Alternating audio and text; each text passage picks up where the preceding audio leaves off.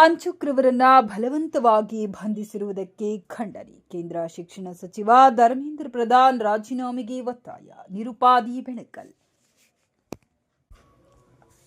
ಗಂಗಾವತಿ. ಕಳೆದ ಕೆಲವು ದಿನಗಳಿಂದ ದೇಶಾದ್ಯಂತ ಲಕ್ಷಾಂತರ ವಿದ್ಯಾರ್ಥಿಗಳ ಭವಿಷ್ಯಕ್ಕೆ ತೊಂದರೆಯುಂಟು ಮಾಡಿರುವ ನೀಟ್ ಪ್ರಶ್ನೆ ಪತ್ರಿಕೆ ಸೋರಿಕೆ ಹಗರಣದ ವಿರುದ್ಧ ನಡೆಯುತ್ತಿರುವ ಹೋರಾಟದಲ್ಲಿ ಭಾಗವಹಿಸಿ ಪ್ರಸ್ತುತ ಉಪವಾಸ ಸತ್ಯಾಗ್ರಹವನ್ನು ಕೈಗೊಂಡಿರುವ ಪ್ರಮುಖ ಹೋರಾಟಗಾರರಾದ ಸೋನಂ ವಾಂಚುಕ್ ರವರ ಹೋರಾಟಕ್ಕೆ ನಮ್ಮ centre of Indian trade union ಸಂಘಟನೆಯು ಸಂಪೂರ್ಣ ಬೆಂಬಲವನ್ನು ವ್ಯಕ್ತಪಡಿಸುತ್ತದೆ.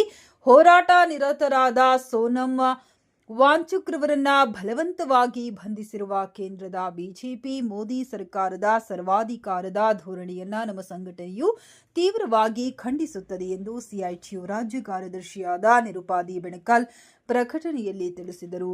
ಅವರು ಜುಲೈ 20ರಂದು ಸೋನಂ ವಾಂಚುಕ್ ರವರನ್ನ ಬಲವಂತವಾಗಿ ಬಂಧಿಸಿರುವುದನ್ನು ಖಂಡಿಸಿ ಹಾಗೂ ಕೇಂದ್ರ ಶಿಕ್ಷಣ ಸಚಿವ ಧರ್ಮೇಂದ್ರ ಪ್ರಧಾನ್ ರಾಜೀನಾಮೆಗೆ ಒತ್ತಾಯಿಸಿ ಗೌರವಾನ್ವಿತ ರಾಷ್ಟ್ರಪತಿಗಳಿಗೆ ಗಂಗಾವತಿ ತಹಶೀಲ್ದಾರರ ಮುಖಾಂತರ ಬೃಹತ್ ಪ್ರತಿಭಟನೆ ಮೂಲಕ ಮನವಿ ಪತ್ರ ಸಲ್ಲಿಸಿ ಮಾತನಾಡಿದರು.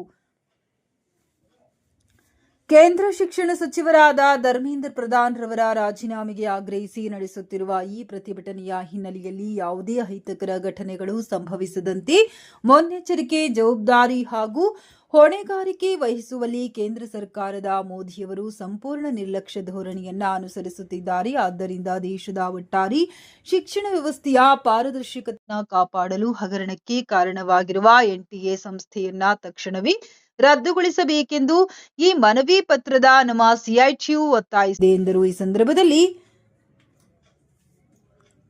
ಸಿಐಟಿಯು ಜಿಲ್ಲಾ ಕಾರ್ಯದರ್ಶಿ ಮಂಜುನಾಥ್ ಡಗ್ಗಿ ಸೇರಿದಂತೆ ಕಾರ್ಯಕರ್ತರಾದ ಕೃಷ್ಣಪ್ಪ, ಮುತ್ತಣ್ಣ, ಶಂಕರ್, ಶಿವಕುಮಾರ್, ಕನಕರಾಯ, ಈರಣ್ಣ ಮತ್ತಿತರರು ಭಾಗವಹಿಸುತ್ತಿದ್ದರು.